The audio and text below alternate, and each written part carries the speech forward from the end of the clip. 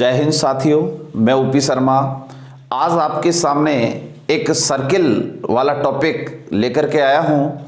Circle क्या होता है, सर्किल की परिभाषा क्या होती है, सर्किल किस प्रकार से जाना जाता है, आज हम इस पर बात करने वाले हैं। तो आइए, सर्किल क्या है। सर्किल को हिंदी में वृत्त कहते हैं साथियों। एक ही तल में स्थित उन सभी बिंदुओं का समुच्चय जिसमें से प्रत्येक बिंदु एक स्थिर बिंदु से एक अचर दूरी पर स्थित हो वृत्त कहलाता है। यानी प्रत्येक बिंदु एक स्थिर बिंदु से, स्थिर बिंदु सेंटर पॉइंट केंद्र हो गया, इससे ओ ए, ओ बी और ओ सी मेन पॉइंट कौन सा हुआ, ओ, एक स्थिर बिंदु से एक अचर दूरी पर स्थित हो। अचर दूरी, अचर दूरी, अचर दूरी, ठीक है, अचर दूरी पर स्थित हो तो वह वृत्त कहलाता है। अब इसे हम क्या कहेंगे सर, सर्किल कहेंगे, वृत्त कहेंगे। लेकिन इस सर्किल के अंदर कई प्रकार की बातें ऐसी होती हैं जिनको हम नहीं जानते। तो अब हम बात करेंगे उन पर जिनसे हमें आज तक परिचय नहीं हुआ, क्योंकि सर्किल के बारे में, सर्किल को पढ़ना बहुत ही अपने आप में कहीं ना कहीं आपका ज्योमेट्री टॉपिक भी क्लियर होगा, आपके एरिया वाला टॉपिक भी क्लियर होगा। तो आइए दोस्तों, सर्किल पर बात करते हैं। मान लीजिए ये आपके सामने सर्किल हो गया। मैं बात करने वाला हूं इसका ये वाला पॉइंट, इसका सेंटर पॉइंट कहलाता है, केंद्र कहलाता है। इसको क्या कहते हैं जी, इसको केंद्र कहते हैं, केंद्र, सेंटर पॉइंट कहते हैं, केंद्र कहते हैं, ठीक है। और ये जो है इसके बाहर की ओर की कड़ी, ये वाला जो पार्ट है ना, ये मैंने वलयाकार पार्ट बना दिया, इस पार्ट को कहते हैं साहब परिधि, परिधि। और इसकी परिधि को हम परिमाप भी कहते हैं। इसकी परिधि को हम क्या बोलते हैं सर, परिमाप भी बोल सकते हैं, ठीक है। अगर मैं बात करूं, ये आपका सर्किल, ठीक है, यहां से यहां तक के बीच की दूरी, यानी ए बिंदु से लेके बी बिंदु तक की दूरी, इसे हम क्या बोलेंगे सर, इसे हम बोलेंगे वृत्त की क्या बोलेंगे, यहां से वृत्त का व्यास बोल सकते हैं। इसे क्या बोल सकते हैं, व्यास। अगर मान लीजिए ये सेंटर पॉइंट हो गया, सेंटर पॉइंट को मैं ओ नाम दे दिया, तो बताइए प्यारे बच्चों, ये जो ए बी है, ए बी रेखा है, ये किसके बराबर होगी सर, ओ ए प्लस ओ बी के बराबर होगी। इस बात को ध्यान से समझो कि ए बी का जो पूरा डायमेंशन है, ओ ए पार्ट ओ बी पार्ट को अगर जोड़ दें तो ए बी के बराबर हो जाता है, बिल्कुल होता है सर। तो इसको हम ये बोल दें सर, ये त्रिज्या होती है, मिड पॉइंट से परिधि के बीच की दूरी क्या कहलाती है, त्रिज्या। तो ये भी क्या होगी सर, त्रिज्या। एक सर्किल के बीच में, यानी मिड पॉइंट सर्किल के सेंटर पॉइंट से लेके परिधि के बीच की दूरी त्रिज्या कहलाती है। तो बताइए ओ ए को हम क्या नाम दे सकते हैं सर, आर, ओ बी को भी आर दे सकते हैं, और ए बी का नाम क्या है सर, डी, डायामीटर, व्यास बोलते हैं, ठीक है। डी बराबर कितना हो गया, आर प्लस आर, कितना आर सर, 2r। तो बताओ, यानी अगर 2 को मैं नीचे लेके आता हूं तो dy2 इक्वल टू आर। कहने का मतलब क्या हुआ कि वृत्त का जो व्यास है उस व्यास की आधी त्रिज्या होती है, ये इस बात को रिप्रेजेंट करता है। अगर हम बात करें तीसरी, तो मान लीजिए ये आपके सामने कोई सर्किल है, ठीक है, इस सर्किल का मिड पॉइंट ये है। अगर मैं आपसे बात करूं वृत्त की सबसे बड़ी जीवा कौन सी होती है, वृत्त की सबसे बड़ी जीवा क्या होती है सर, वृत्त की सबसे बड़ी जीवा वृत्त का व्यास होता है। यह सर्किल की सबसे बड़ी जीवा, यह सर्किल की सबसे बड़ी जीवा, ये जीवा क्या आ गया, जीवा क्या होता है, जीवा वह रेखा होती है जो वृत्त की परिधि के एक बिंदु से दूसरे बिंदु को टच करने पर बनती है। जैसे कि ये वृत्त की जीवा, तो एक जीवा ये भी है, ये भी सभी जीवाएं हैं। ये सभी जो पैरेलल लाइनें बनाई गई हैं, ये सभी वृत्त की क्या कहलाती हैं, जीवा। वृत्त की सबसे बड़ी जीवा वृत्त का व्यास होता है, जो एक बिंदु से दूसरे बिंदु की ओर वृत्त के सेंटर पॉइंट को चीरते हुए निकलता है, इसे वृत्त की सबसे बड़ी जीवा कहते हैं, ठीक है। ये बात आपको समझ में आई होगी, ऐसी मैं आपसे उम्मीद रखता हूं। अगर ये बात आपको समझ में आ रही है तो आइए इधर। अब ये आपका सर्किल था, सर्किल का मिड पॉइंट हो गया। अब मैं कहना चाहता हूं कि साहब इसका एरिया क्या होगा।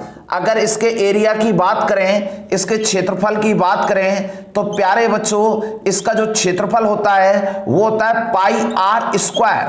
क्या होता है भाई, पाई आर स्क्वायर। अगर मैं बात करूं कि सर्किल का जो है परिधि क्या होता है, तो सर्किल की जो परिधि होती है, परिधि साथियों इसकी परिधि होती है 2 पाई आर। क्या होती है, 2 पाई आर। ये इसका यहां से एक बार मैं इसको दोबारा समझाने का प्रयास करता हूं ताकि आपकी हर चीज क्लियर हो। देखो ये सर्किल है, सर्किल का जो अंदर मिड पॉइंट होता है उसे केंद्र कहते हैं। सर्किल के चारों ओर जो लाइन होती है इसे हम परिधि है, इसका परिमाप कहते हैं। ठीक है, वृत्त का जो परिमाप होता है वह वृत्त की सबसे बड़ी जीवा होती है। वृत्त की सबसे बड़ी क्या होती है, जीवा। अगर मैं बात करूं इसकी कि वृत्त का जो व्यास होता है वो दो त्रिज्याओं से मिलकर बनता है, या फिर त्रिज्या का जो मान है वो व्यास का आधा होता है। ठीक है, वृत्त का एरिया का फॉर्मूला होता है पाई आर स्क्वायर। परिधि होती है, परिधि का फॉर्मूला होता है 2 पाई आर। ठीक है भाई, अगर हम बात करें आगे की तो इसमें एक चीज और होती है, उसको भी आप समझें। देखिए, अगर मैं बोला यहां से एक सर्किल बनाता हूं, ये आपका सर्किल हो गया, यहां से इसका मिड पॉइंट, यहां से इसकी त्रिज्या। अब एक बात बताओ साथियों, ये यहां पर ही इसको टच कर रहा है और यहां ओ बिंदु, यहां ए और यहां बी। ठीक है, ध्यान से सुनना, समझ में सब कुछ आएगा। अगर मैंने बोला कि भाई जो है ये ओ से लेके ए तक ये मिड पॉइंट से परिधि को मिला रहा है तो ये त्रिज्या कहलाएगी, और ओ से लेके बी तक ये भी मिड पॉइंट को मिला रहा है, परिधि को छू रहा है तो ये भी त्रिज्या कहलाएगी। तो इसका मतलब कहीं ये हो गया क्या सर, ओ ए बराबर ओ बी। अगर ओ ए ओ बी के बराबर है तो ये निश्चित क्या है सर, त्रिज्या है, क्योंकि एक सर्किल के अंदर मिड पॉइंट यानी केंद्र से परिधि को मिलाने वाली सभी रेखाएं समान होती हैं। सर अगर मैं ऐसे मिला दूं तो भी, सर मैं ऐसे या फिर ऐसे, ये सभी सर्किल की क्या होती हैं सर, ये त्रिज्याएं होती हैं। एक सर्किल के अंदर अनंत त्रिज्याएं हो सकती हैं, यहां पर कोई फिक्स नहीं है। अगर हम बात करें कि ओ ए बराबर ओ बी तो ये सर्किल की क्या हो गई, रेडियस हो गई, त्रिज्या हो गई। अगर सर यहां से मैं बोलता हूं ए बी, तो रेखा ए बी जो है ये आपकी सर्किल की क्या कहलाएगी सर, ये तो आपको निश्चित ही जीवा कहलाएगी।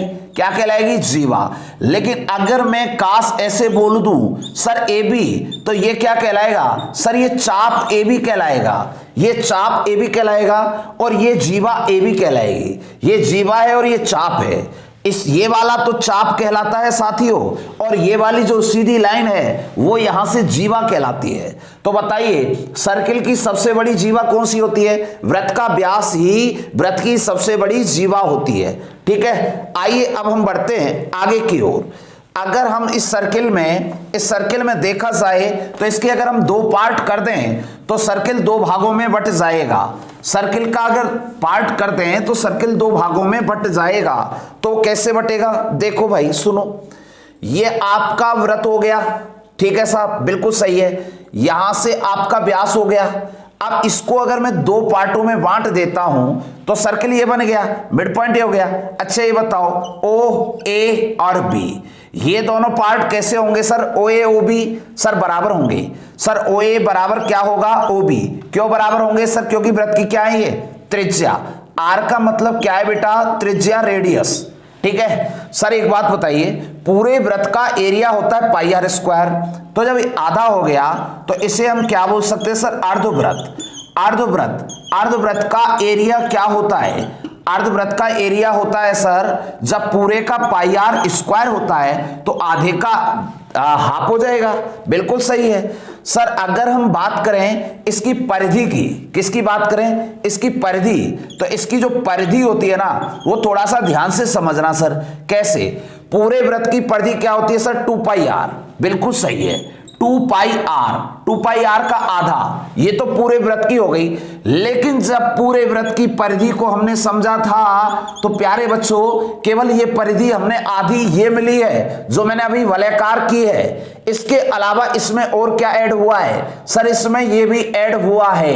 अब ये ऐड हुआ है तो इसकी परिधि में ये भी ऐड होगा, तो बताओ इसके साथ क्या प्लस होगा सर। एक बात बताइए, यहां r प्लस आर कितना आर सर, यह 2r, तो इसका मतलब 2 से 2 खत्म, तो इसमें हो गया r कॉमन आ गया, या फिर पाई r प्लस 2r, ये बोल सकते हैं इसको। ठीक है, ये आपका अर्धवृत्त का यहां से डायग्राम हुआ और इसके अंदर इसका एरिया प्लस इसकी परिधि। बस इसका अर्धवृत्त का जो आपका सेमी पैरामीटर है उसमें थोड़ा सा समझना होगा।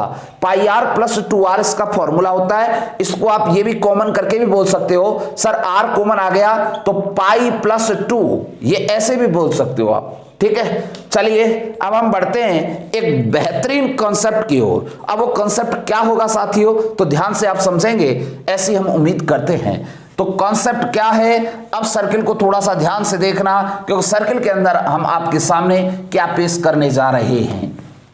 ठीक है, इसका एक इतना खतरनाक कॉन्सेप्ट जिस पर हम बात कर रहे हैं उसको आप समझें।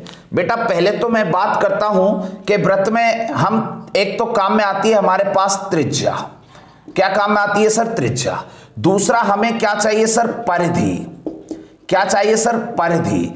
और तीसरा हमें क्या चाहिए सर, क्षेत्रफल। ठीक है, ये तीन चीजें चाहिए। एक तो त्रिज्या चाहिए, परिधि भी चाहिए और क्षेत्रफल भी चाहिए। अच्छा, इतनी चीजें चाहिए, बिल्कुल चाहिए सर। अगर ये चीजें आपको जरूरत पड़ती है तो इनको देखो हम कैसे मैनेज करते हैं। इनको थोड़ा सा इस टेबल को आपको समझना होगा। अगर ये टेबल आपके पास पहुंच चुका होगा तो ये कंफर्म करना साथियों आप बहुत बड़ी चीज सीख पाएंगे। कैसे, कम से कम आप 50 क्वेश्चन सर्किल के सेकंडों के अंदर करने की पावर जागृत होगी। सर कैसे, देखते हैं कैसे। सर ये बताइए, मैं कहता हूं वृत्त की त्रिज्या अगर 7 सेंटीमीटर या मीटर या किलोमीटर कुछ भी हो जाए, ठीक है, उसकी परिधि सर 44 हो जाए तो उसका एरिया सर 154 होता है। यह ध्यान रखना, पहली लाइन को ध्यान से समझ लो। अगर त्रिज्या 7 है, परिधि 44 होगी तो एरिया क्या होगा सर, 154 होगा। सर इसकी त्रिज्या 14 तो इसकी परिधि सर 88 होगी। सर इसका एरिया 616 होगा। ठीक है, बिल्कुल सही है। सर इसकी त्रिज्या अगर 21 हो जाए तो इसका परिधि 132 होगी।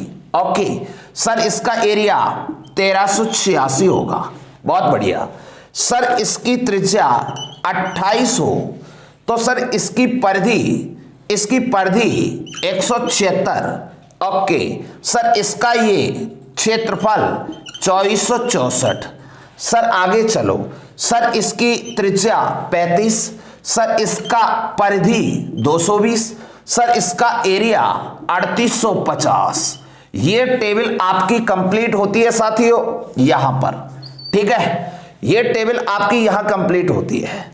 अब सर मान लीजिए अगर इसमें 35 की जगह कुछ और रख दिया तो क्या होगा।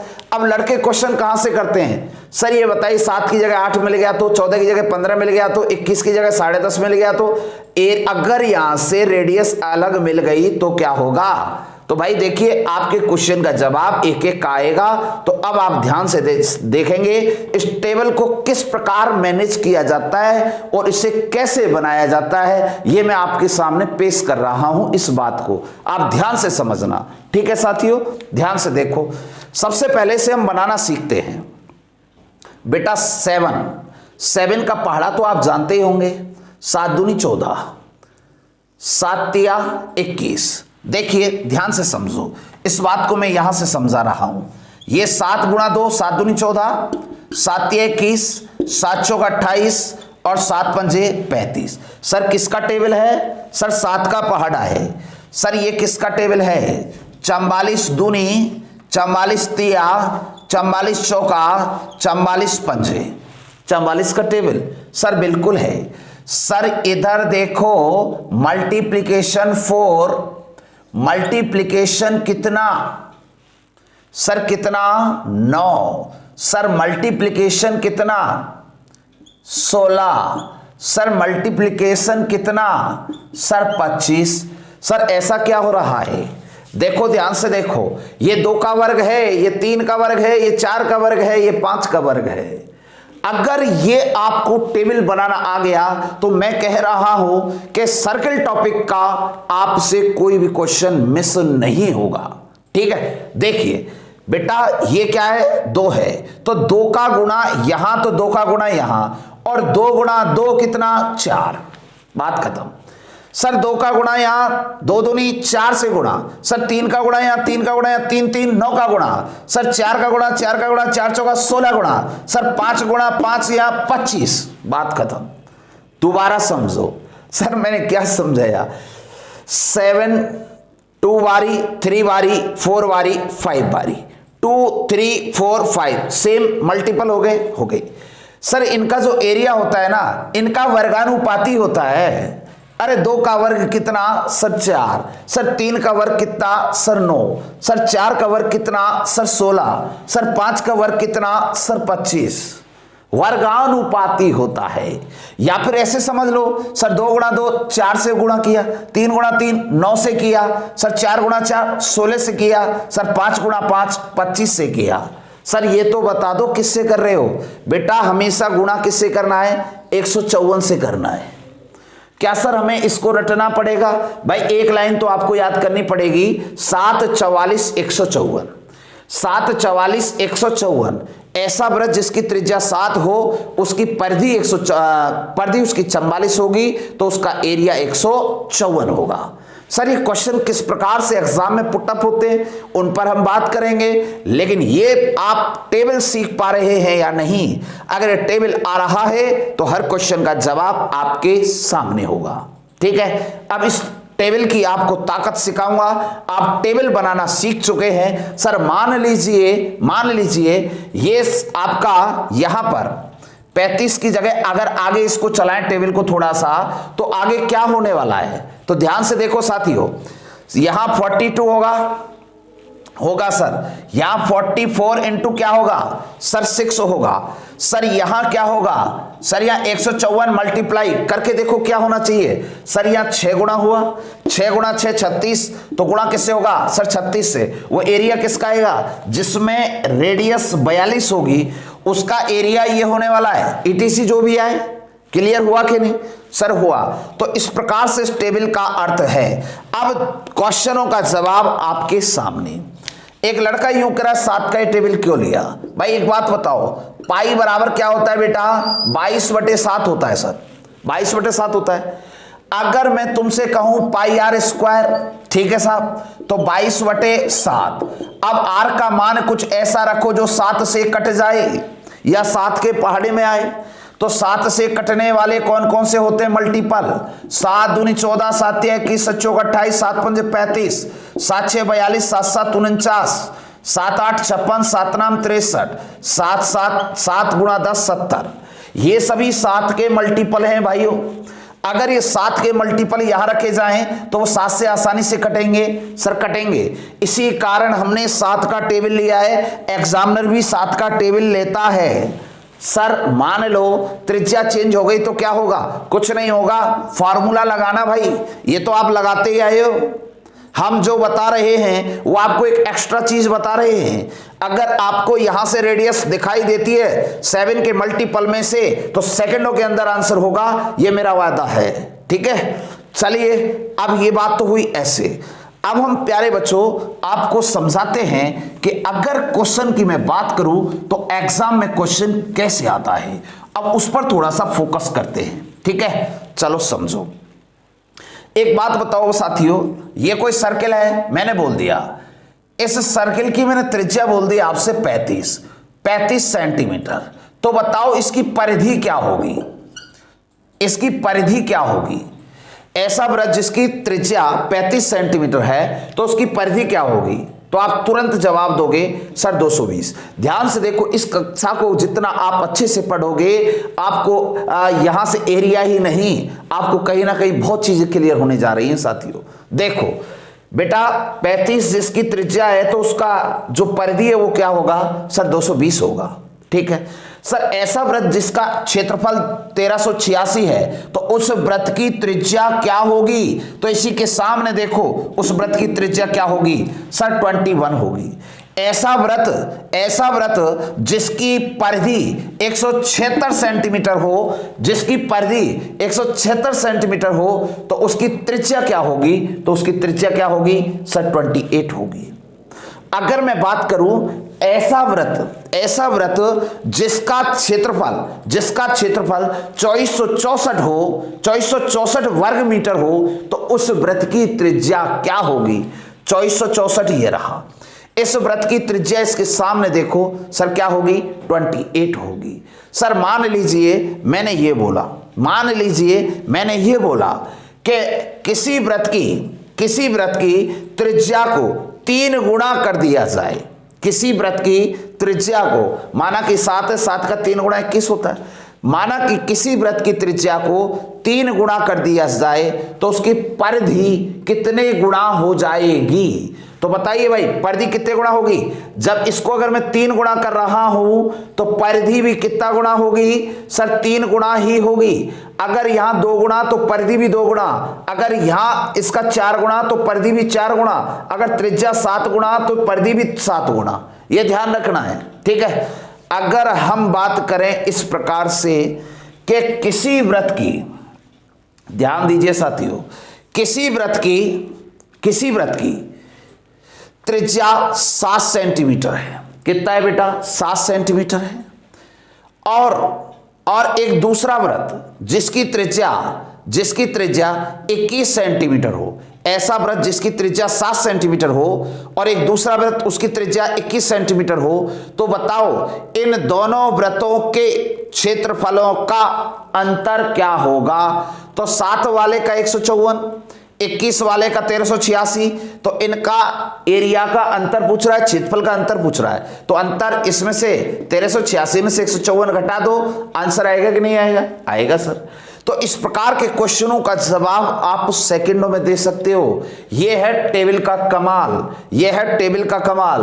अगर मैं आपके सामने क्वेश्चन रख दूं तो विद इन 10 सेकंड के अंदर आप सॉल्यूशन करने की ताकत रखते हो। ये टेबल को आप बेहतरीन तरीके से समझे होंगे साथियों, ऐसी मैं उम्मीद करता हूं।